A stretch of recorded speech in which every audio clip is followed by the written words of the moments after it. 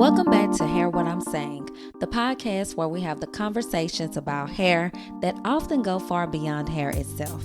I'm your host, Kenitra, and today we're talking about a hairstyle that has sparked one of the most interesting conversations I've seen in a long time, ivy braids. Now, before we get started, this episode is not about convincing anyone to like ivy braids.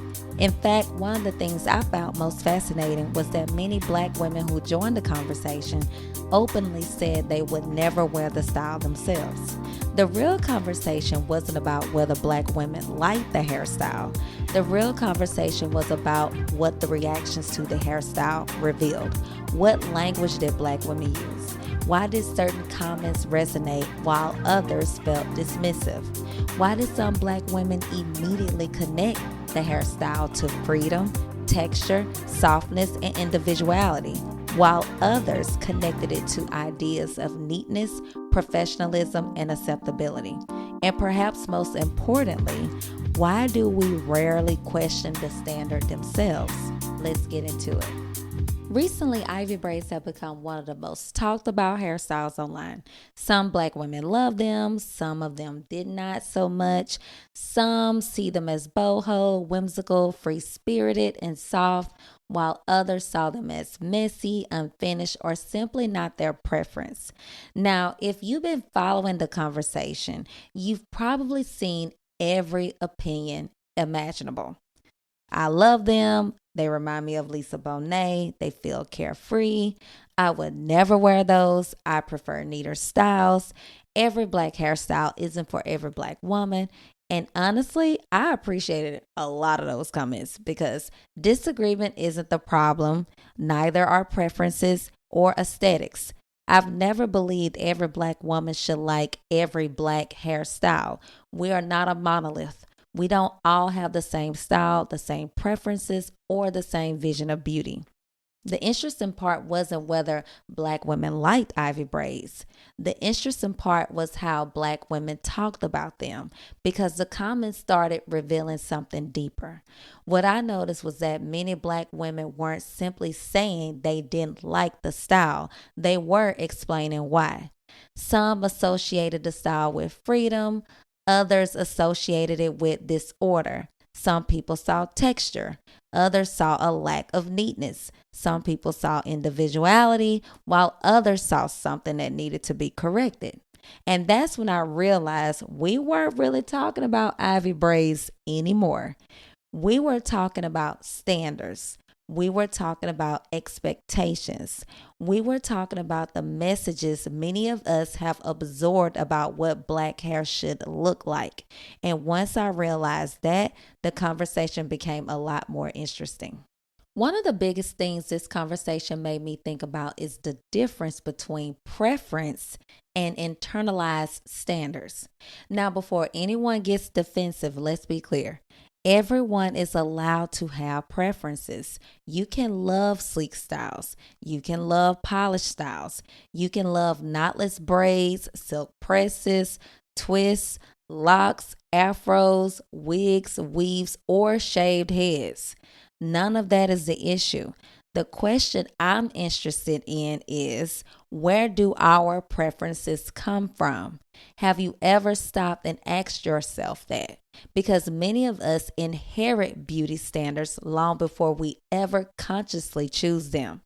We grow up hearing certain words attached to certain appearances: professional, presentable, polished, neat, appropriate, acceptable. And over time, those words start attaching themselves to images in our minds. Certain hairstyles get associated with professionalism. Certain textures get associated with neatness. Certain appearances get associated with beauty. Eventually, we stop questioning the standard because the standard feels normal. And that's where things get interesting, because often we don't question the expectation. We question ourselves.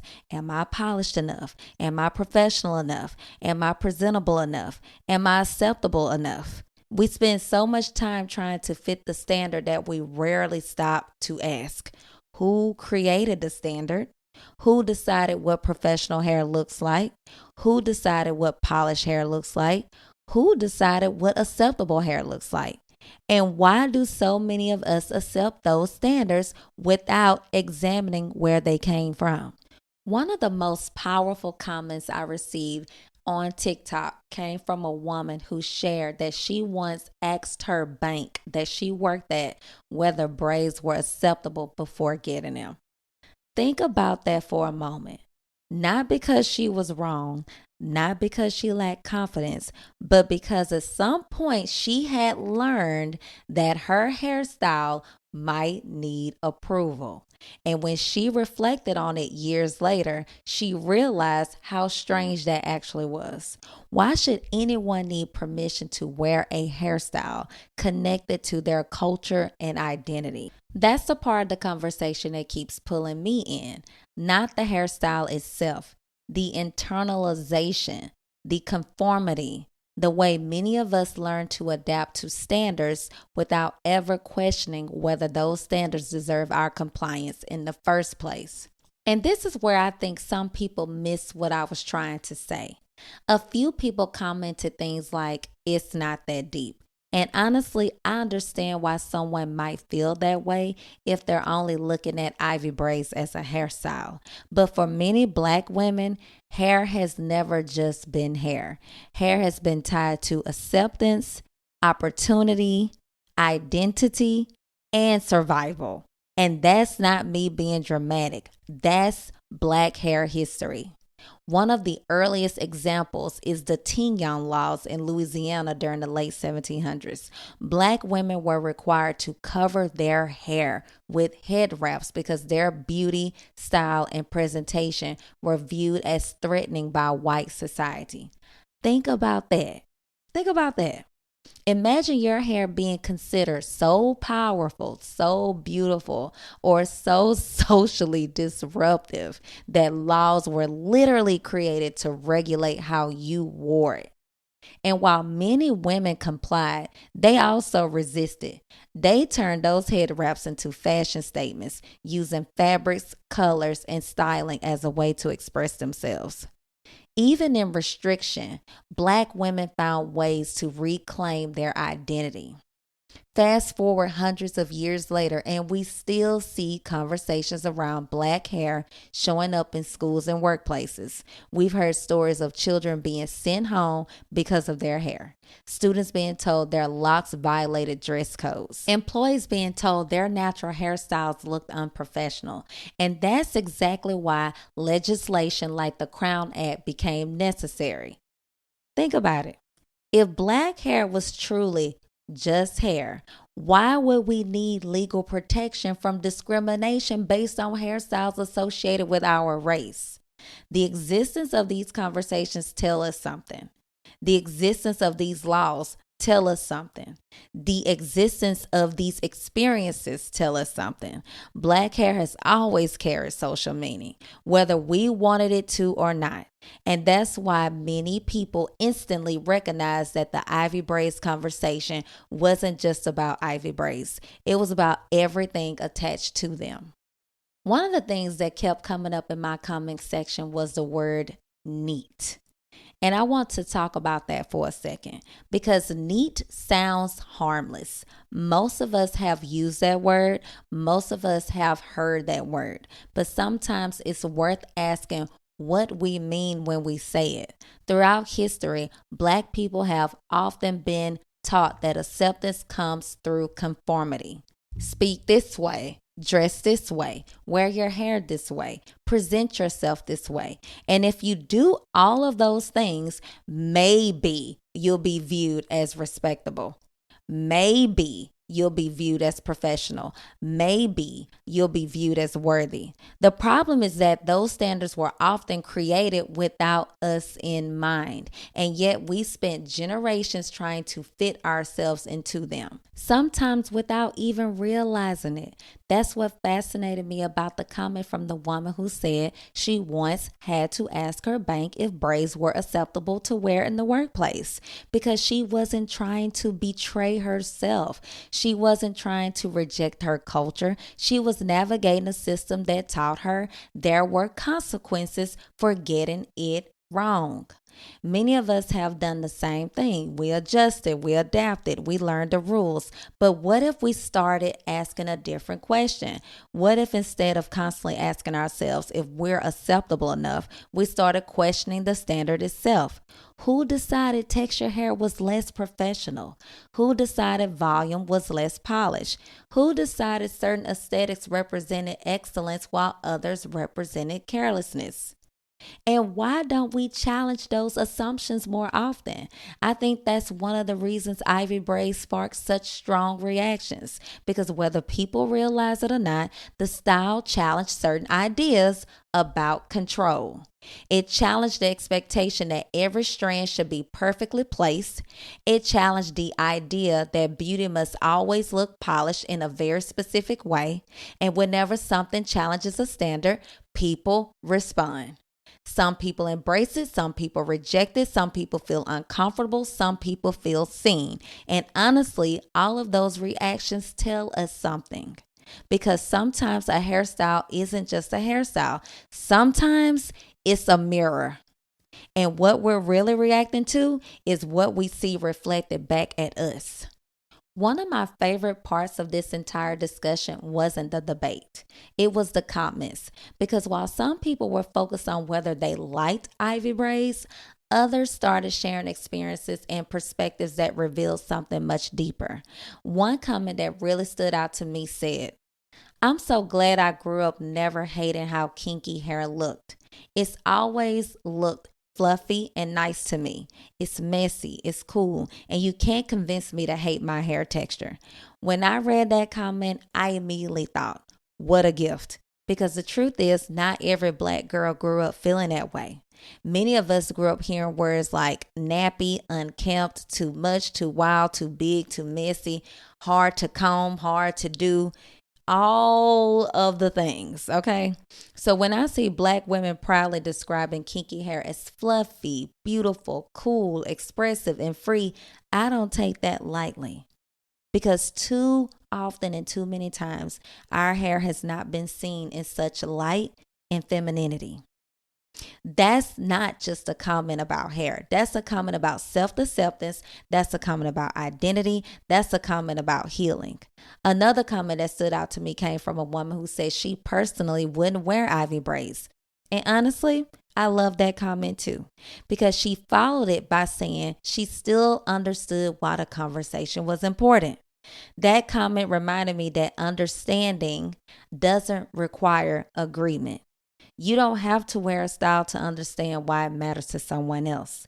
You don't have to personally connect with something to appreciate the larger conversation surrounding it. And I think that's a skill we're losing. The ability to say, that's not for me, without saying, that shouldn't matter to anyone. There's a difference, a very important difference. Now let's talk about the word that kept coming to mind throughout this entire conversation: rebellious. Not rebellious in the way we usually think about rebellion, not loud and aggressive, confrontational, but just quietly rebellious. Because to me, Ivy braids challenged something. They challenged the idea that Black hair must always be controlled. They challenged the idea that every strand should be perfectly laid. They challenge the expectation that beauty requires conformity. And I think that's why the style creates such strong reactions. Some people look at Ivy braids and see softness. Others see carelessness. Some see freedom. Others see a lack of effort. But that's what makes the conversation so fascinating, because what we're really debating isn't the braid. We're debating the meaning attached to the braid. We're debating the standards attached to the braid. We're debating the expectations attached to the braid. And maybe that's why they feel rebellious. Not because they're breaking rules, but because they're encouraging us to question rules. Who made them? Who benefits from them? Why do we follow them? And what happens when we stop? At the beginning of this episode, I asked a simple question: why do we rarely question the standards themselves? And after reading hundreds of comments, y'all, I'm telling y'all, on TikTok, it's like over 700 comments. I think that's the question I keep coming back to. Who decided what professional hair looks like? What polished hair looks like? What beautiful hair looks like? Who decided that certain textures represent excellence while others need correction? Who made the rules? And perhaps more importantly, why have so many of us accepted those rules without asking where they came from? Because once you start asking those questions, the conversation becomes bigger than Ivy braids, bigger than boho aesthetics, bigger than trends, bigger than social media. It becomes a conversation about identity, self perception, about the stories we've inherited, and about whether those stories still serve us. Whether you love Ivy braids, hate them, or wouldn't wear them if someone paid you, that's not really the point. The point is that one hairstyle sparked conversations about identity, beauty, conformity, history, language, acceptance, and self expression. And to me, that's worth paying attention to. I'd love to know your thoughts. What beauty standards have you accepted without ever questioning who created them? Thank you for spending this time with me. If you enjoyed today's episode, please be sure to subscribe. Leave a review. I have not had a review left on the Apple Podcast platform in over a year. So please take some time out of your day to leave me a review. If you would like any suggestions or any topics you would love for me to cover and discuss, please email me at info@hairwhatimsaying.com. And share this episode with someone who loves discussing the deeper stories behind Black hair and beauty culture. Until next time, keep questioning, keep learning, and keep having the conversations that matter. Thank you for spending this time with me. This is Kenitra on the Hair What I'm Saying podcast.